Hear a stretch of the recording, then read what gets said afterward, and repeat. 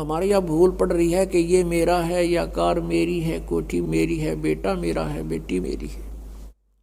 जिसमें आपकी यह भूल हटेगी तब आपकी भक्ति फलेगी कि ना बेटा आपका है, ना बेटी आपकी है, ना यह कार आपकी है, ना कोठी आपकी है। अब आपके बच्चे नहीं हैं, ये परमात्मा के बच्चे हैं। आप परमात्मा के नौकर हो और परमात्मा ने आपके पास ही अपने बच्चे भेज दिए, बेटा या बेटी। इनको आप अपना मान कर करते हो तो भूल भारी है आपके, लेकिन ये जीव के बस की भी नहीं। इस ज्ञान से धीरे धीरे और भक्ति से, इस एंटीबायोटिक औषधि खाने से, ये तत्व ज्ञान रूपी वचन सुनने से आपको बिल्कुल समझ में आ जाएगी कि सचमुच यहाँ अपना तो शरीर भी नहीं है। तो हमने इन बच्चों को जो आपको भगवान ने दिए हैं, इनके दास नौकर बनकर आपने इनकी परवरिश करनी है। भगवान से डर के इनकी सेवा करनी है, जैसे एक नौकरानी और एक नौकर मालिक के बच्चों की कितनी केयर टेक करता है।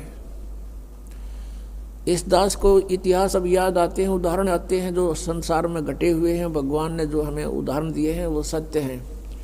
एक समय दास जब सर्विस करता था, ऑफिस में बैठा था और सामने गली थी, सड़क, और ऑफिस से 2 मकान छोड़कर लेफ्ट साइड में एक बहुत बड़े धनवान व्यक्ति का मकान था, कोठी थी। उसकी एक पुत्री थी, लड़की ज़्यादा से ज़्यादा 8-9 वर्ष की होगी। उसके लिए एक नौकरानी छोड़ रखी थी और उस लड़की का स्कूल वहाँ से ज़्यादा 10 फरलांग होगा, यानी 2000 फुट मुश्किल से 5 एकड़ की दूरी पर।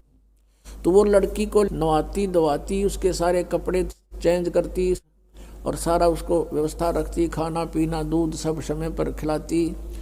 और उसको जब छोड़ने जाती थी स्कूल में, पैदल छोड़ के आती थी, थोड़ी दूरी थी, तो वो क्या करती थी, जून के महीने में एक छोटा सा छाता लेकर लड़की पर तो छाता रखती थी और स्वयं धूप में जलती थी, क्योंकि वो मालिक की बेटी थी। और जब उसको नौकरी से निकाल दिया, उसने झांका भी नहीं उधर, और पहले वो उसको इतना प्यार देती थी, शायद माँ भी नहीं दे सकती। तो ऐसे ही हमने इनको मालिक के बच्चे जानकर, और हम सभी यहाँ कष्ट में हैं, दुखी हैं, एक दूसरे को समझ कर, जैसे एक सास बहू है और सास बहू का कहते हैं कुत्ते बिल्ली वाला बैर हो जाता है। ऐसा क्यों है? बिना ज्ञान के गाटा जुड़ रहा है। और फिर कहते हैं जैसा दर्द आपने हो ऐसा जान बिराने। अब जैसे घर का मुखिया है, सास है, उसके अधीन पुत्र वधू है, अब उसके साथ दुर्व्यवहार करेगी तो उसकी आत्मा रोएगी, बोल सकती नहीं। तो वो आत्मा की जो पुकार है वह भगवान के दरबार में डिपॉजिट होती है और उसका प्रतिफल बहुत भयंकर होता है। फिर क्या होता है कि कई जगह ऐसा है कि पुत्र वधू इतनी हैवी है सास पर, उसको तंग करती है, तो उस समय ये ज्ञान याद रखना चाहिए कि हम इस काल ने ऐसी व्यवस्था में जोड़ रखे हैं, क्योंकि यहाँ व्यवस्था ऐसी है। अब जवान बच्चे का और बूढ़े का कभी भी मेल नहीं मिले, ना मन मिले, ना व्यवहार मिले, ना विचार मिले, और फिर रहना इकट्ठा, सास और बहू ने इकट्ठा रहना और कति विचार नहीं मिलने, यह गारंटीड बात है। और इसलिए झगड़ा रहेगा, यह भी रहेगा, लेकिन इसका समाधान इस ज्ञान से होगा। देखो, कोई भी घर में हानि करके प्रसन्न नहीं हुआ करता, कोई भी नुकसान करके राजी नहीं, लेकिन हो जाता है। और फिर उसके ऊपर एक दूसरे के साथ खींचातानी करे, तूने ऐसा कर दिया, तू ऐसा करता है, ये करता है। को बालक है, उसने प्यार से समझा दे, लेकिन नुकसान जो होना है आपके भाग्य में पूर्व निर्धारित है, वो होके ही रहेगा। और वो नुकसान तो हो लिया और फिर वो झगड़ा बाकी रह गया, बेमतलब की टेंशन। जब आप परमात्मा की शरण में आ जाओगे, ये हानि भी नहीं होगी आपके, सत्कर मान लेना। और इस ज्ञान से जब यो मन बकवाद करेगा, इस ज्ञान रूपी लगाम से यू रुकेगा, एक सास बहू थी, बुढ़िया बहुत लड़ा करती अपनी पुत्र वधू के साथ, इकलौता पुत्र था। अब बेटा न्यू सोचा करता भाई माँ की बात नहीं मानी तो माँ की आत्मा दुख पाओगी, वो भी अपनी पत्नी को ही धमकाया करता, गलती होती चाहे ना होती, माँ को प्रसन्न करने के लिए। और बुढ़िया बहुत कलियारी थी।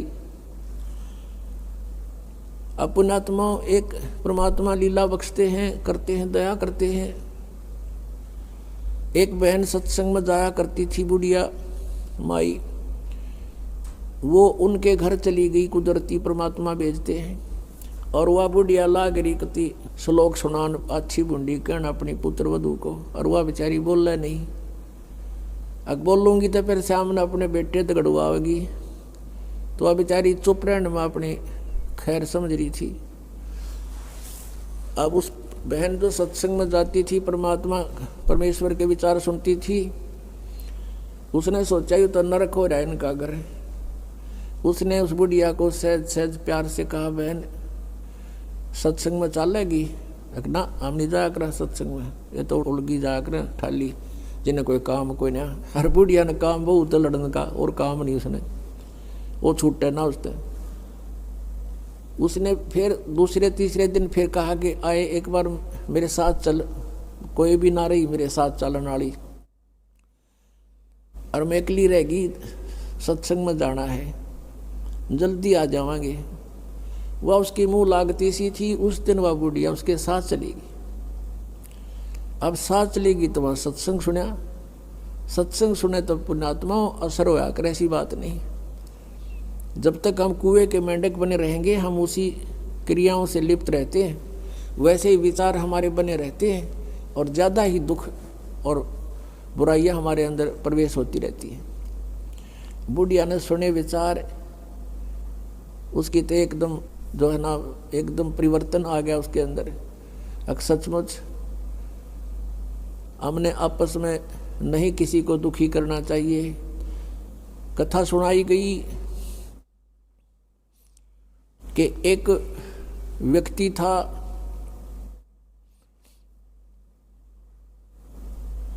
वो कहीं पर साधना कर रहा था, बैठा था, साधना कर रहा था, और एक गाय भागी जा रही थी, और वो गर्भवती थी, और उसको ये आभास हो गया था कि कोई कसाई उसके पीछे पड़ा हुआ है। वो आगे वन में ओझल होगी। शिकारी वहाँ आया, उस साधक से उसने पूछा, गाय देखी आपने? कहते मुंह से नहीं बोला, उसने हाथ कर दिया ऐसे कि इधर गई। वो कसाई ने वह गाय ढूंढ ली, वो मार दी। उसका भी प्रतिफल उसको भोगना पड़ा। कहते हैं फिर उसकी बाजू कट गई। इतना भी हम सहयोग देते हैं किसी अन्य दुष्कर्म के अंदर, इतना भी हमें हानि होती है। जैसे हमने मना किया है बीड़ी शराब मांस तम्बाकू पीना नहीं है, और किसी को पीने में सहयोग भी नहीं देना, उठा के भी नहीं देना, उसमें भी हानि होगी। आपको मर्यादा सारी पालन करनी होगी। कहने का भाव ये है कि एक व्यक्ति था और उसकी पत्नी बहुत लड़ा करती, बहुत झगड़ा करती थी, बहुत बुरा बोलती थी। तो किसी ने, वो जो व्यक्ति था अगले जन्म में जिसकी बाजू कटी थी, वो साधना कर रहा था, साधना कर रहा था, कहीं पर अगले जन्म में भक्त बन गया। तो उसकी किसी ने आकर के अचानक पहले तो उससे पैसे पूछे, बाबा जी पैसे निकाल सारे।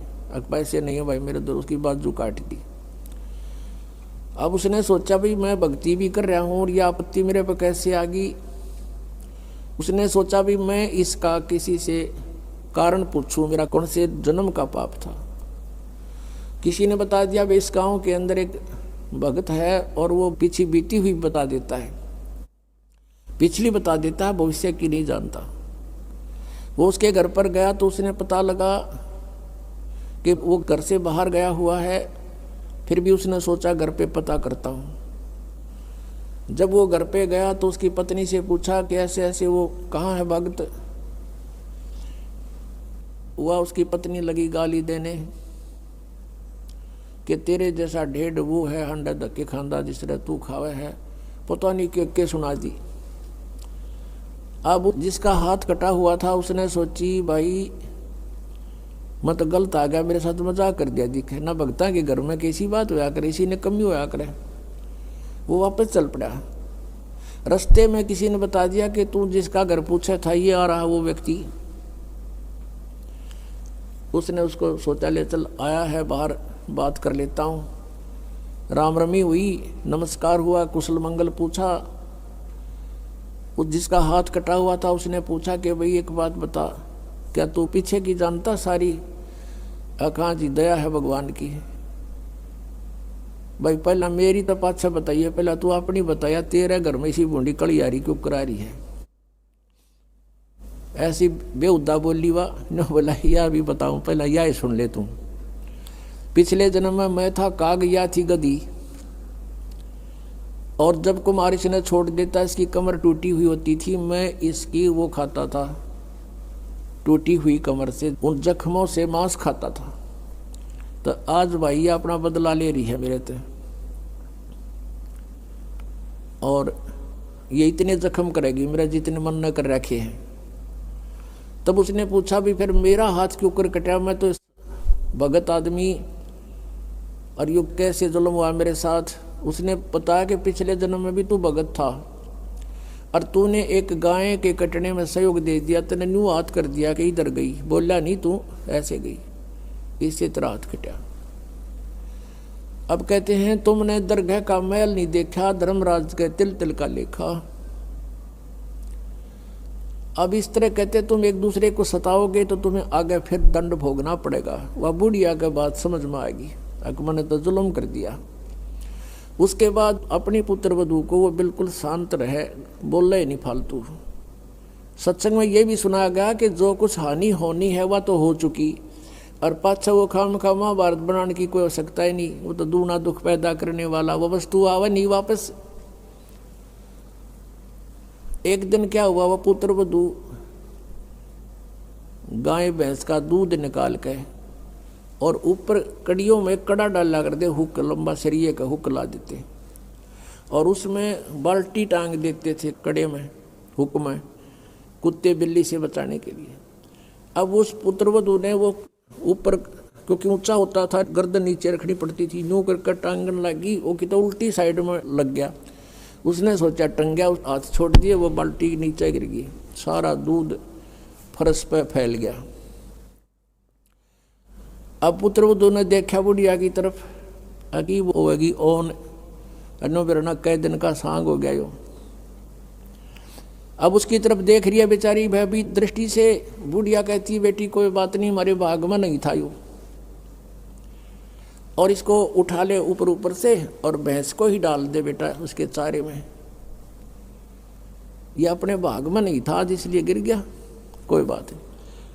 अब उस पुत्रवधू ने सोचा आज बुढ़िया कौन सा स्टेशन पकड़ेगी,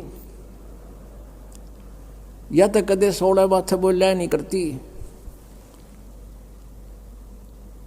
काफी देर उसका जची नहीं, बुढ़िया फिर शुरू हो गया ऊपर ले मन तक कहती हो कदे। वह बुढ़िया खड़ी हुई, साथ ला के बेटा ठा इसने और भैंस के चारे में डाल दे, कोई दिक्कत को नहीं। अब उसने सोची अपने बेटे ने बतावेगी, मेरे तो ना कहती होगी, तो वो भी आ लिया, पुत्र भी उसका कोई जिक्र नहीं करा बुढ़िया ने। तब उस माई ने, उस बहन ने सोचा भाई इतना परिवर्तन आया क्यों कर इसमें, उसके चरण दबावे, सेवा करे। फिर पता चला कि बेटी मैं सत्संग सुन के आई हूँ, और बेटा मैंने आज तक जो गलतियाँ की तेरी आत्मा दुखाई, बेटा मैं माफ़ी मांगू तेरे थे। अब पुत्र वधू रोन लाग गई, बोली माँ कोई बात नहीं, अब तो माँ तुल्य हो और मेरे हित में ही कुछ कहती थी। उस दिन से पुत्र वधू ने भी नाम ले लिया, फिर धीरे धीरे उसके बच्चे ने भी नाम ले लिया, और घर में नरक के स्थान पर स्वर्ग हो गया। अब इस परमात्मा की वाणी से, ज्ञान से स्वर्ग तो यही हो जाएगा, और सतलोक हमने जाना है, फिर भक्ति करके वहाँ सतलोक चले जाएंगे, महासुख वहाँ हो जाएगा। तो इस प्रकार वो परमात्मा आकर हमें ज्ञान देता है, उसके ज्ञान से हमें पता चलता है। इसलिए कहा कि सत्संग की आधी घड़ी और तप के वर्ष 1000, तो भी बराबर है नहीं, कहे कबीर विचार। अब यहाँ बताते हैं परमात्मा कि ये स्थान तुम्हारा नहीं है और तुम यहाँ ठेकेदार बन गए, मालिक बन गए। मालिक तो एक ही है, हम सब उसके बच्चे हैं और उसने आपको जो संतान दी है वो उसके बच्चे हैं, आप मानो चाहे ना मानो। और आपने ये नहीं कि अपना कर्तव्य से दूर होना है, परमात्मा के बच्चे जान के उसके डर से उनकी सेवा करनी है। जिसका जितना भी जो आपका कर्तव्य कर्म है वो करना है, उनको पढ़ाना है तो पढ़ाना है, कपड़े वस्त्र की आवश्यकता वो भी व्यवस्था करनी है, विवाह शादी भी करनी है, तो परमात्मा के बच्चे जान के करनी है। और जब यहाँ से चलोगे, जैसे वो नौकरानी निकाल दी गई थी, उसके सपने में भी ना आया, वह मेरी बेटी थी। तो पुण्यात्माओं, ये स्थिति आपकी जब आवेगी ऐसी बात नहीं, क्योंकि ज्ञान से ही अज्ञान हटता है। हम अज्ञानवश आप एक कुर्ता पर आकर मन अपना मान लिया, किसी का बच्चा जा रहा हो है कहीं पर और उसको तुम अपनी तरफ से कुर्ता पजामा पर आकर अपने घर बैठा लो, मेरा है ना दूँ, मेरा है, या कोई बात हुई? तो हमने इस जीव को एक कुर्ता परा दिया, बेटा और बेटी का, और अपना मान लिया अपना मेरे हैं, या कोई समझदारी की हमने। तो इस प्रकार हमारा इस ज्ञान से मन हटेगा, सच्चाई की तरफ पहुंचेगा। अभी तक तो हम देखा ज्ञानवश ही अपना मान लेते थे, शरीर अपनाए नहीं है तो हम दूसरे को अपना कैसे मान बैठे। तो क्या बताते हैं परमात्मा, आगे गए ना बावड़े ये रहते भी सब जान, बिन साहेब की बंदगी कहीं ठोड़े ठिकाना ना। जो यहाँ से मृत्यु को प्राप्त होकर चले गए उन्हें ताक बताया नहीं, हम कहाँ गए, के बनी हमारे साथ। और दो शेष बचे हैं वो भी जाएंगे, बिन साहेब की बंदगी की तरह ठोर ठिकाना ना।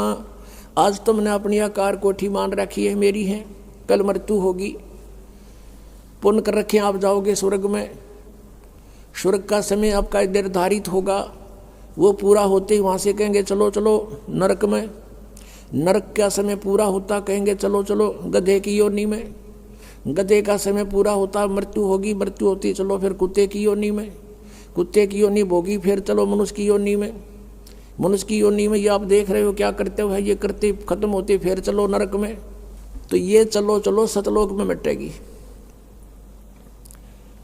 और उसके मिटाने का प्रोसीजर अब हमें पता लग गया, अब इस चलो चलो के नाश करने का, समाप्त करने का हमें पता लग गया, वह विधि का पता लग गया।